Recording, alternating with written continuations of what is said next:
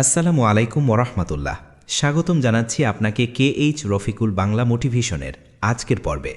যদি আজ তোমার বুক ভরা কষ্ট থাকে, যদি মনে হয় আর পারছো না, যদি রাতের অন্ধকারে চোখের পানি কাউকে দেখাতে না পারো, তাহলে এই ভিডিওটা শেষ পর্যন্ত শোনো। কারণ আজ আমরা কথা বলবো আল্লাহ কিভাবে তোমার কষ্টের দিন শেষ করতে যাচ্ছেন, আর কোন কোন লক্ষণে বুঝবে রহমতের সময় খুব কাছে। মন খুলে শোনো, হয়তো এই কথাগুলোই আজ তোমার জীবনের মোড় ঘুরিয়ে দেবে। চলুন শুরু করা যাক। মানুষের জীবনে দুঃখ, কষ্ট আর পরীক্ষার সময় আসবেই। এই পৃথিবীতে এমন কোনো মানুষ নেই যে কখনো কষ্টের মুখোমুখি হয়নি। কেউ রোগে ভেঙে পড়ে, কেউ অভাবে, কেউ অপমানে, কেউ আবার গভীর একাকিত্বে। অনেক সময় আমরা ভাবি আমার সাথেই কেন এমন হচ্ছে, কেন আমার জীবনেই এত পরীক্ষা। কিন্তু একটি কথা সবসময় মনে রাখতে হবে, এই কষ্টগুলো কোনো কাকতালীয় ঘটনা নয়, এগুলো আল্লাহ পক্ষ থেকেই আসে। আর আল্লাহ কখনোই তার বান্দাকে কোনো উদ্দেশ্য ছাড়া কষ্ট দেন না। কষ্ট আসে আমাদের ভাঙার জন্য নয়, কষ্ট আসে আমাদের গড়ার জন্য। মানুষ যখন সুখে থাকে তখন সে নিজের সীমা চিনতে পারে না, কিন্তু কষ্ট মানুষকে নিজের ভেতরের শক্তি চিনিয়ে দেয়, আল্লাহর দিকে ফিরিয়ে আনে, আর দুনিয়ার মায়া থেকে ধীরে ধীরে আলাদা করে দেয়। তাই কষ্টকে কখনো অভিশাপ ভেবো না, কষ্ট অনেক সময় আল্লাহর বিশেষ নজরের প্রমাণ। কোরআনে আল্লাহ স্পষ্টভাবে বলেছেন, নিশ্চয়ই কষ্টের সাথেই আছে স্বস্তি।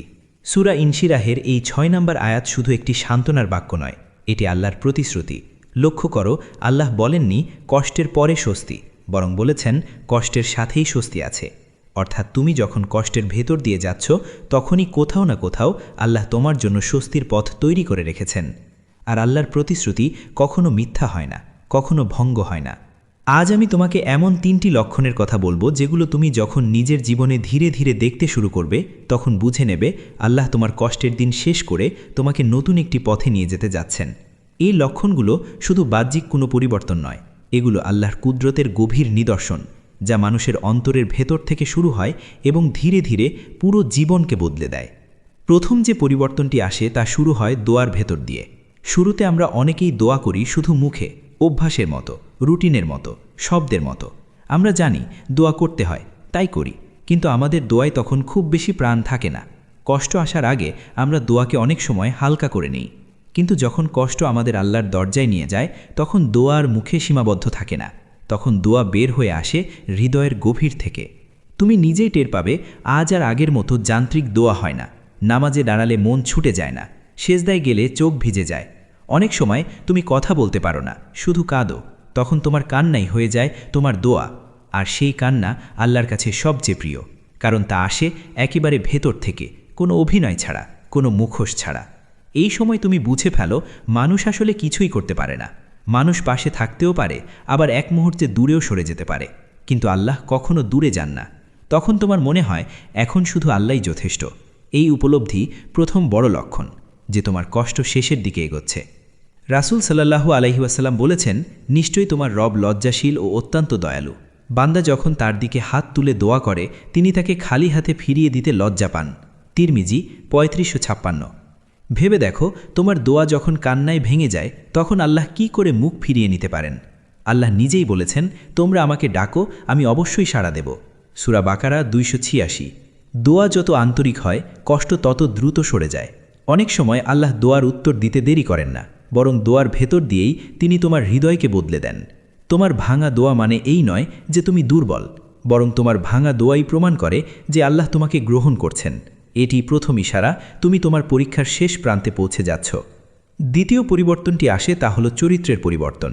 মানুষ কষ্টে বদলায়, এটা সত্য, কিন্তু কষ্ট শেষ হওয়ার সময় এই বদলটা হয় আরও গভীর, আরও শান্ত, আরও অর্থবহ। তখন তুমি খেয়াল করবে, আগের মতো গুনাহ করতে আর ইচ্ছে করে না। যেসব কাজ একসময় খুব সহজ মনে হতো, এখন সেগুলো করতে মন সায় দেয় না।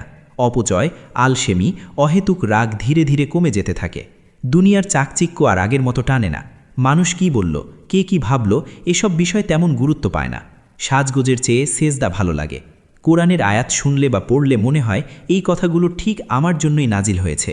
অনর্থক সম্পর্ক, যেগুলো শুধু সময় নষ্ট করে, মন ভারী করে, সেগুলো থেকে নিজেকে দূরে সরিয়ে নিতে ইচ্ছে করে। তখন একা থাকতে ভালো লাগে, কারণ সেই একাকিত্বে আল্লাহকে পাওয়া যায়।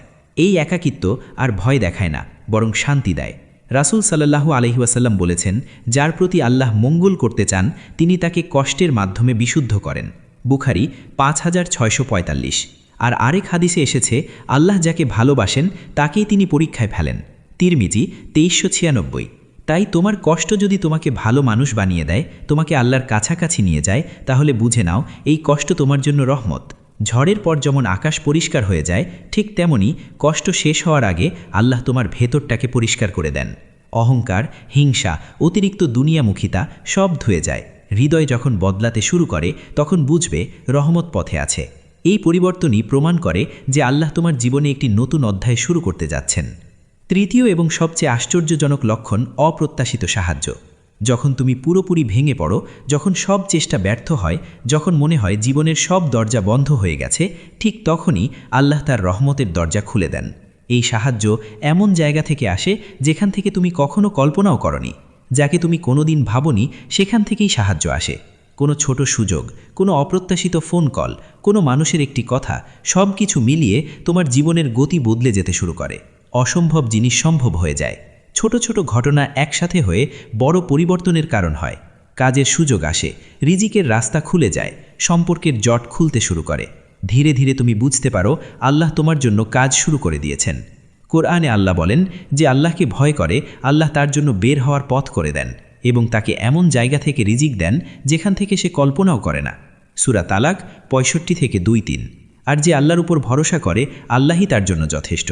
রাসূল সাল্লাল্লাহু আলাইহি ওয়াসাল্লাম বলেছেন, জেনে রেখো সাহায্য আসে ধৈর্যের সাথে আর স্বস্তি আসে কষ্টের পর।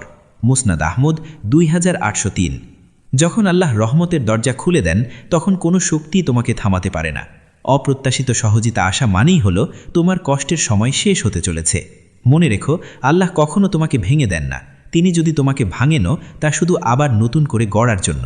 তোমার কান্না, তোমার রাত জাগা, তোমার নীরব আর্তনাদ সব কিছুই তিনি দেখেন, শোনেন এবং হিসাব রাখেন। আল্লাহ বলেন, নিশ্চয়ই আল্লাহ ধৈর্যশীলদের সাথেই আছেন।